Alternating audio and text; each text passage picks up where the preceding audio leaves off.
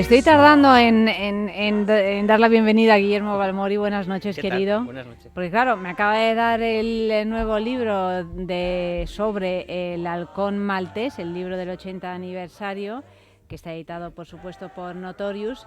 Y claro, me lío aquí a ver las fotos y ya no te hago ni caso. Ya puedes hablar tú solo, Guillermo.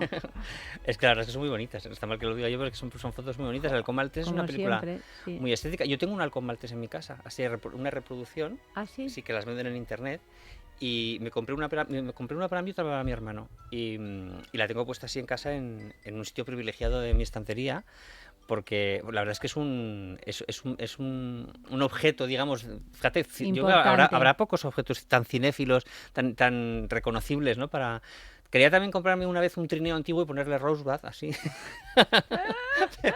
Para tu colección. Pero al final Pero no qué lo hice. joven está aquí Humphrey Bogart, ¿eh? Bueno, es que es la primera película, ahora lo vamos a ver, es la primera película, no es la primera película que hizo muchas antes, pero sí que es la primera película de serie A en la cual él fue protagonista. Fue la película que le descubrió de alguna manera el halcón maltés. Di que es tan famosa que parece que ya era famoso cuando la hizo, pero no es así. Él estaba acostumbrado a hacer películas de malo, hacía de gángster y hacía de secundario, el malo de la película, ¿no? El gángster malo. Y aquí fue la primera vez que dio el... Fíjate salto. que en la novela que estoy escribiendo he acabado en un lugar mexicano, en una ciudad que se llama Tampico, que es donde rodaron El Tesoro de Sierra Madre. Ah, rodaron allí, qué maravilla. Sí, de hecho este sitio, Tampico, está lleno de imágenes de Humphrey Bogart por todas partes y tal. Por eso me suena a mí Tampico, digo, me suena y será claro, de eso, claro. Bueno, es que hay más películas incluso que bueno, se han rodado pero es que esa es muy... Pero esta es una película muy relevante, sí. Y tenía previsto volver a verla este fin de semana. Es una maravilla. Claro. Me encanta esa película, me gusta muchísimo. Sí. Tengo que darte la que siempre te digo, que es Si no amaneciera, se me olvida, cuando me lo has dicho, tengo que traerte esa película. Es verdad, me la tienes que traer. Que te va a encantar. Bueno, a ver, cuéntanos sobre el halcón maltés. Pues eso, el halcón maltés ha cumplido 80 años y por eso se hace este libro. Y bueno, pues te vengo a contar pues todo lo que es esta miticidad que digamos que conlleva la película, que conlleva el objeto, y que además es una película fetichista, ¿no? En cierto modo, y una película que les gusta mucho a los fetichistas por lo que tiene de fetichista este objeto tan mágico, ¿no? La película, se dice que el halcón maltés es la película con la que comienza el cine negro. Tú fíjate lo importante que es el cine negro, algo tan reconocible actualmente. Estamos hablando de qué año. Del 41. Del 41, fíjate, claro, es que... Pues es la película que para muchos inaugura el cine negro. Claro, no sé, ahora miraremos además porque te he cogido la definición para que veamos qué es exactamente cine negro. Para los más puristas dicen que la primera película no es esta, sino El extraño del tercer piso, que es una película que se estrenó el año anterior, el año 40, con Peter Lorre. Pero tradicionalmente siempre se ha dicho que es el halcón maltés y quitando estos puristas, casi todo el mundo entiende que el halcón maltés es la película con la que se da origen a este género que es muy popular hoy en día. Yo creo que de las películas clásicas es las que más suele gustar, quitando el western, que le gusta a mucha gente también. El cine negro es la que más adeptos probablemente tiene, este género, ¿no? del cine clásico. Engloba ese cine no de suspense, de detectives, ahora te voy a leer lo que te digo, la definición. Y tiene esa frase tan bonita en el guión. La verdad es que es un guión fabuloso de John Huston, que John Huston es la primera película que hace, fíjate, debuta en el cine con esta película, con el halcón maltés, y tiene ese guión que también es de él, basado en la obra de Dashiell Hammett, que ahora hablaremos también, una novela maravillosa, como sabes, Ayanta, y que tiene esa frase maravillosa que dice que el halcón maltés está hecho del material del que se hacen los sueños, ¿te acuerdas? Que dice que es muy poética. Muy shakespeariana. Sí, y que es precioso, ¿no? Y además que en cierto modo tiene razón, porque es lo que es el argumento de la película. Y fíjate que este halcón maltés, mucho antes de que Hitchcock, no sé si en la cabeza ya lo tenía, pero definiese lo que es un MacGuffin, que es lo que sabes que el MacGuffin es, decía Hitchcock que era pues digamos lo que mueve la película, pero que en el fondo no tiene importancia. Da igual que sea un microfilm, que sea un halcón, que sea un cuerno, el caso es que mueva algo. O sea, es decir, tiene que ser un objeto. No tiene por qué ser sí, o sea, tiene que ser un... O sea, la verdad es que nunca me lo planteo si tiene que ser un objeto, pero sí que es verdad que es, digamos, la contraseña, el microfilm, es decir, algo que al final desvele algo, ¿no? Algo que es lo que persigue el personaje de la película, pero que en realidad da igual. Lo que nos importa es cómo persigue, o sea, el camino hasta conseguirlo, ¿no? Por así decirlo. El Halcón Maltés es clarísimo. Que el Halcón Maltés al final, de hecho, cuando lo descubren, prácticamente todo el mundo se desilusiona y eso es de la magia de la película, es decir, porque eso es lo que le hace a la novela y a la película muy cercana a cada uno de nosotros, porque es eso de cuando consigues lo que quieres, ya no lo quieres, que es una canción de Marilyn que oiremos al final para terminar este programa, que es de Irving Berlin la canción, pero es una gran verdad. Es lo que se dice, que es mejor hacer el camino que llegar, ¿no? Es lo que siempre se ha dicho, y es cierto, cuando tú anhelas mucho una cosa, cuando realmente luego la tienes, no es que no te guste, a lo mejor incluso no te gusta, pero sí que es verdad que casi siempre, como te ha costado tanto conseguirla, cuando lo anhelas mucho y te ha costado mucho, al final hay un tanto por ciento de desilusión, yo creo, en todo esto. Y el Halcón Maltés es la historia de eso. Es más interesante el camino para conseguir las cosas que... Pues al fin y al cabo eso es el MacGuffin. Lo que dice Hitchcock es, en mis películas interesa el camino. En el MacGuffin en realidad, o sea, el microfilm, el objeto, el balcón, lo que sea, es la excusa para desarrollar toda la acción. El MacGuffin viene a ser la excusa del argumento, pero que en realidad no es lo mismo, porque lo que nos interesa es cómo se desarrolla ese argumento con el MacGuffin como excusa, ¿no? Por así decirlo. Y eso es lo que te digo, que esta película yo creo que es mágica y tiene eso, porque nos pasa a todos hemos llegado a algo que queríamos alcanzar, o hemos conseguido un objeto, algo que queríamos conseguir, y no es que no te guste al final, pero bueno, siempre incluso hay gente que ha conseguido cosas, es como lo decía Santa Teresa, ¿no? El cielo está lleno de plegarias atendidas, es decir, el infierno, perdón, está lleno de plegarias atendidas. Claro, o ten cuidado con lo que deseas, ¿no? Que se dice muchas veces. Yo creo que bueno, eso es algo de la vida que todos sufrimos más o menos. Como te digo, la película tiene unos diálogos impresionantes de John Huston, y una de las cosas que en principio, o de las escenas o de los momentos mágicos de la película, probablemente el más recordado, que en sí mismo no tiene nada especial, pero está hecho de tal manera que se resulta inolvidable y a raíz de eso se ha copiado muchas veces, es cuando la chica de la película entra al despacho de Sam Speed, que es el personaje de Humphrey Bogart, y dice que le solucione el problema. Tengo un problema, señor detective, solucionamelo.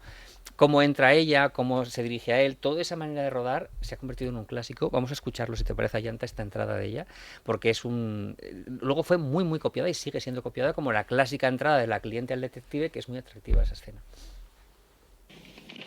Tome asiento, señorita Wonderly. He preguntado en el hotel por un detective particular de confianza. Me hablaron de usted. Empecemos. Cuéntemelo todo desde el principio. Soy de Nueva York. Estoy tratando de encontrar a mi hermana. Tengo razones para creer que está aquí en San Francisco con un hombre llamado Thursby. Floyd Thursby. No sé dónde lo conoció. Nunca hemos estado demasiado unidas. Si lo hubiéramos estado, Corinne me habría dicho que pensaba irse con él. Mis padres están en Honolulu. Esto les mataría. Tengo que encontrarla antes de que vuelvan. ¿Ha tenido noticias de ella? Una carta hará unas 2 semanas. Solo decía que se encontraba bien. Le puse un telegrama pidiéndole que volviera. Lo envié a lista de correos. No tenía otra dirección. Y no he tenido contestación. Por eso he decidido venir en persona. Yo no sé lo que es lista de correos. Siempre ¿tú sabes lo que es lista de correos? Lo envié a lista de correos. Es como un apartado de correos. Es un apartado. Sí, yo ¿no? creo que eran esos lugares en correos que si no tenías dirección ibas ahí de vez en cuando a ver si te había llegado algo. Claro. Entonces no es exactamente un apartado de correos. Es que no sé... Pues que a lo mejor lo traducían así, entonces. Lista de correos es curioso. La expresión siempre me ha hecho gracia. Sí, porque ella dice que no encuentra a la hermana, que no sabe dónde dirigirla y que lo ha hecho por lista de correos, con lo cual debe ser lo que dices tú, que vas cada cierto tiempo a ver si tienes algo de que alguien se haya acordado de ti, ¿no? Bueno, pues lo que te decía, esta es la película con la que debuta el cine negro, film noir, porque no hay que olvidar que es un término francés el que le da nombre, que era el film noir, y que lo acuñó, fíjate, un italiano. En los años 50 o 60 es cuando se acuña esta definición para aglutinar unas películas que estaban un poco en el limbo de los géneros, no se sabía muy bien, no eran de gángsters, pero tampoco eran de suspense, tenían elementos un poco eran oscuras, jugaban un poco con el expresionismo alemán. Fíjate que por una vez, a la gente no le gusta coger definiciones de Wikipedia, pero yo lo he mirado, me ha gustado la que he visto, así que te la voy a leer, si te parece. Vale. Cómo definen ahí el cine negro. Dice, es usada por la crítica cinematográfica para describir un género de definición bastante imprecisa que tiene algo de cine de gángsters o de cine social. Películas que giran en torno a hechos delictivos y criminales con un fuerte contenido expresivo y una característica estilización visual cercana al expresionismo. Se emplea un lenguaje visual elíptico y metafórico caracterizado por una iluminación tenebrosa en claroscuro y se juega con el uso de sombras para exaltar la psicología de los personajes. Yo creo que está bastante bien definido lo que es el cine negro. Nosotros tenemos 2 libros de cine negro que escribió Víctor Arribas y es de los libros que más vendemos, que más vendidos. A la gente le gusta mucho el cine negro. La verdad es que a mí me encanta. Es así como el western y a ti a mí nos hace mucha gracia, también es muy popular.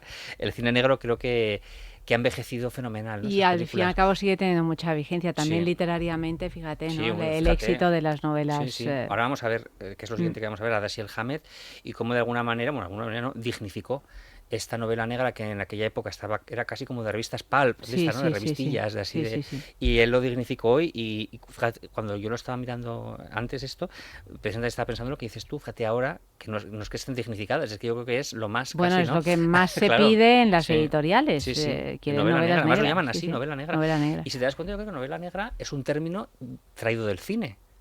Porque yo creo que se llama novela negra por el cine negro. Imagino que sí. Porque yo creo que antes esto es Hombre, una... por ejemplo, en Italia se han llamado siempre i gialli. Y gialli. Los amarillos. Los amarillos. Novelas amarillas, pero no por amarillismo. No, porque Mondadori sacó una colección de novela negra que todas las portadas eran amarillas y tuvo tantísimo éxito que se empezaron a llamar i gialli. Y desde entonces, ese tipo de novela... O sea, que ahí no se llama novela negra, ni sino noir, ni nada, amarilla, ¿no? Es un amarilla. giallo. Qué gracia.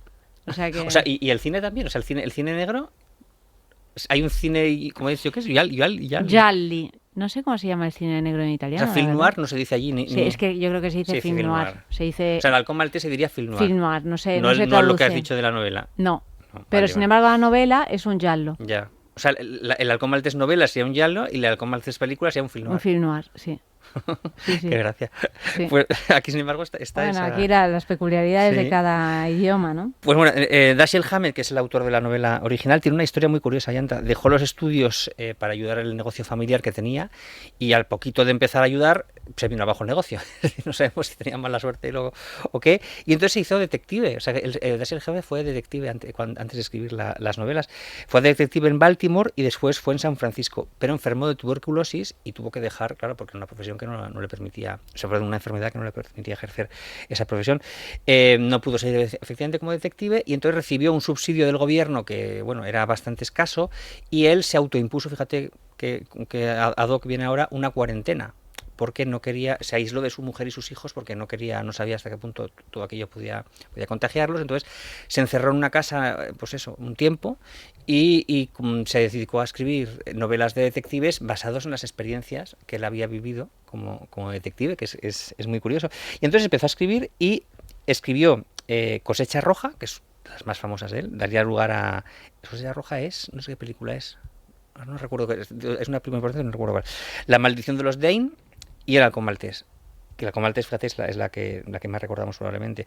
Y creó al detective Sam Spade, perdón, que es el protagonista del halcón maltés, que dicen, cuando se publicó esto, que lo que gustó, el hallazgo, fue que el lenguaje que utilizaban los personajes era un lenguaje muy realista, muy de cómo se expresaba, sobre todo las clases, entre comillas, más macarras, ¿no? Aunque ese término no se usa mucho en esa época. Pero la de Hammett es una historia bastante parecida a la de Le Carré, ¿no? Que también ejerció como espía y después se dedicó a claro, estaba pensando en Le Carré como detective, pero no era espía. Esas novelas que... Es verdad, sí, claro. Desde luego, con la experiencia vivida...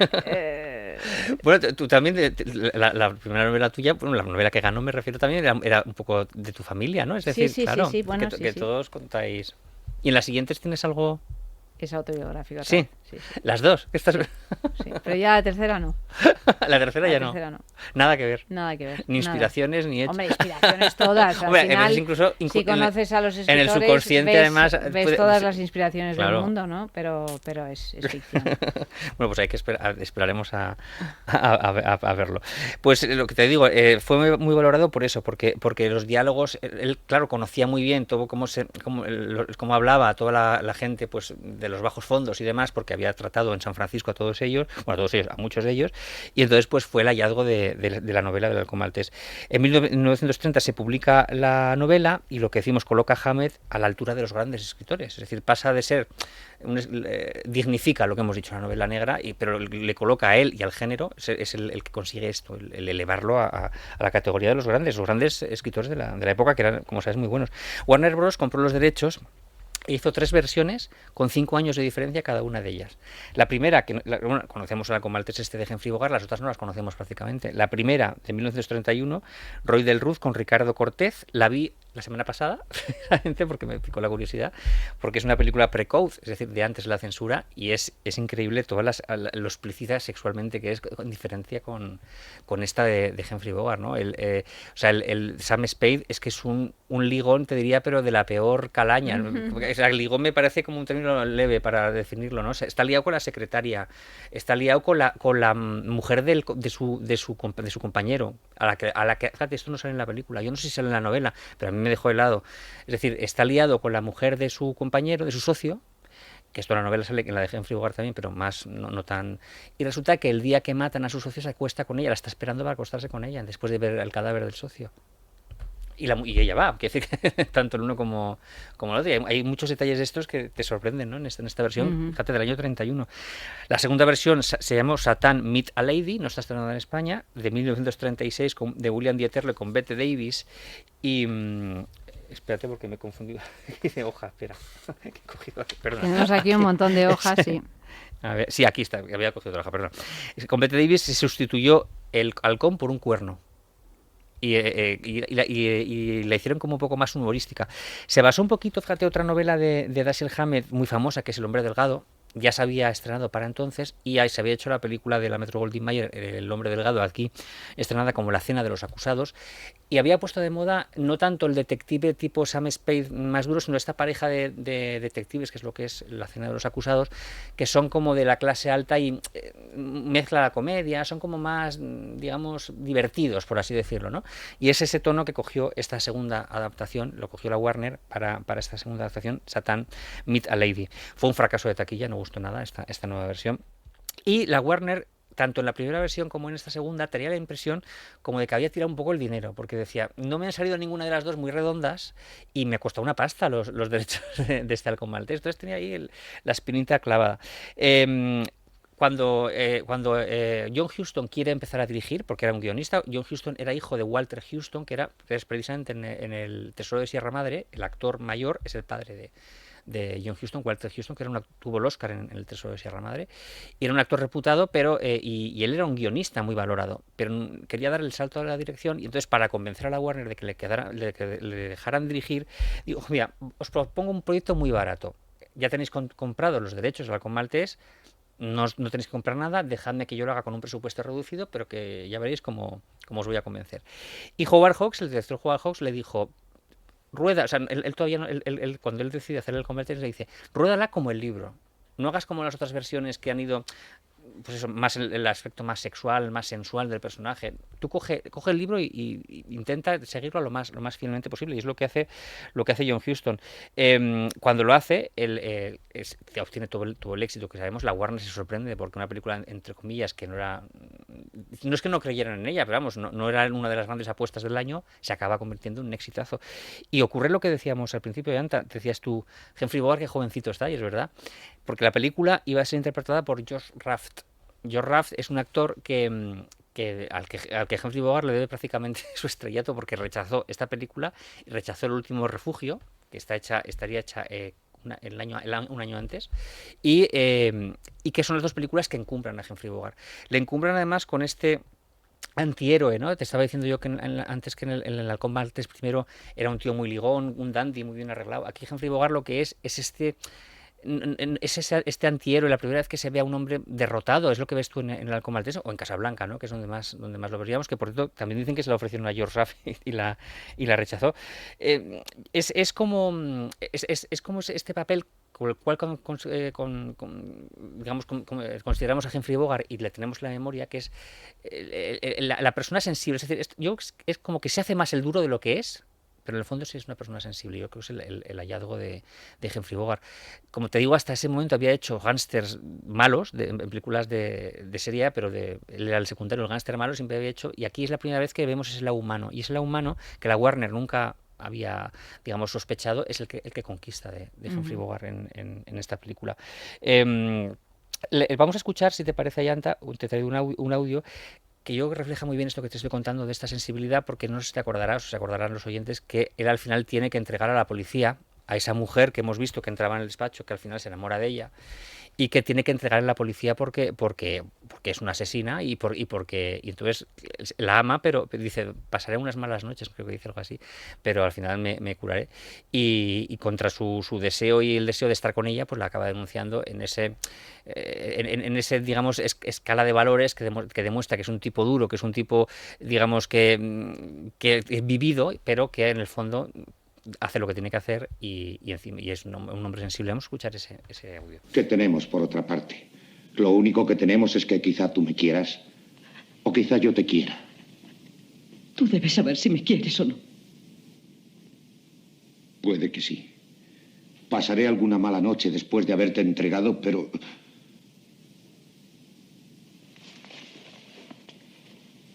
Si las cosas que te he dicho no significan nada para ti, dejémoslo y haremos esto.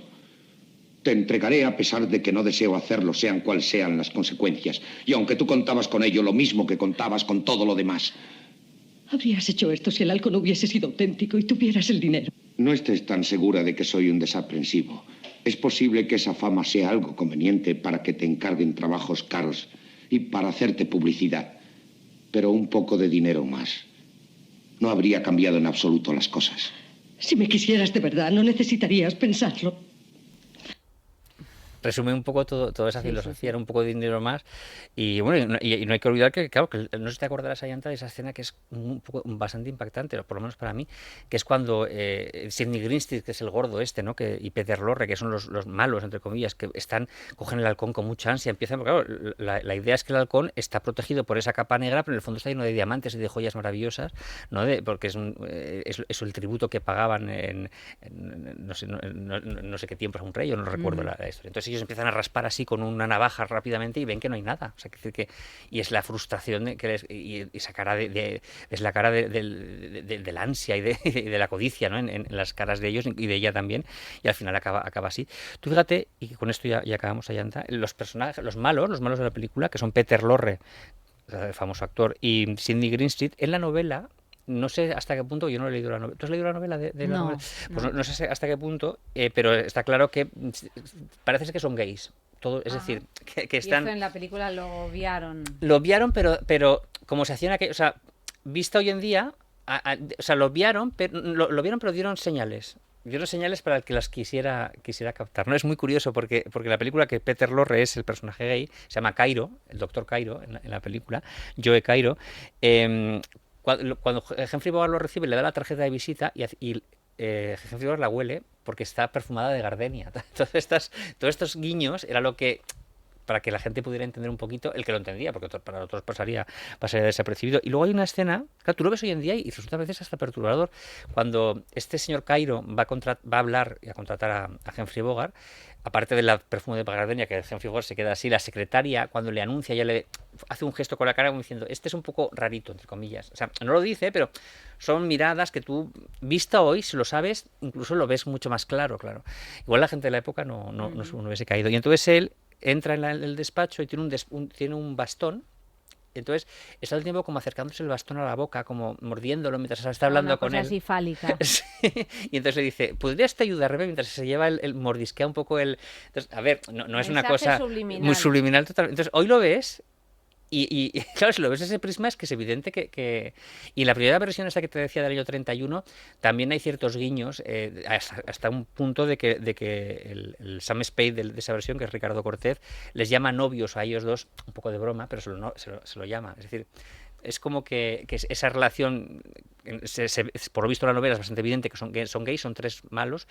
Además es como una historia, es un señor mayor que está como con el matón es un jovencito, es decir, esta cosa un poco más perturbadora, ¿no? Por así decirlo, la novela, y aquí se muestra de esa manera, de cómo se podía mostrar, porque la censura no dejaba mostrarlo de otra manera. Cindy Greenstreet y Peter Lorre, que son los dos actores, entre comillas, malos de aquí, si te das cuenta también coincidirían con Humphrey Bogart en Casablanca. ¿Te acuerdas que el gordo que llevaba el sombrero aquel? Y Peter Lorre, que era aquel que siempre le decía a Rick, que le dedica la frase esa que a mí me encanta, que le dice, Rick, tú me odias, ¿no? Y le dice él, si pensara en ti alguna vez, probablemente sí. Que yo creo que es la cosa más despreciativa que se puede decir nunca, ¿no? Bueno, pues eso es lo que te quería... Bueno, y Cindy Greenstreet y Peter Lorre se convirtieron casi en una pareja en muchas películas, hicieron algunas películas ellos solos con bastante éxito. Para terminar, ya antes te he traído esta canción que a mí me encanta, creo que a ti también te gusta, porque creo que lo comentamos una vez, de Marilyn Monroe, que es Cuando consigues lo que quieres, ya no lo quieres, que viene a cristalizar lo que es esta leyenda del halcón maltés y que es de la película Luces de Candilejas. Así que con ella nos escuchamos, Guillermo. Muchísimas gracias. Gracias y a ti. buenas noches.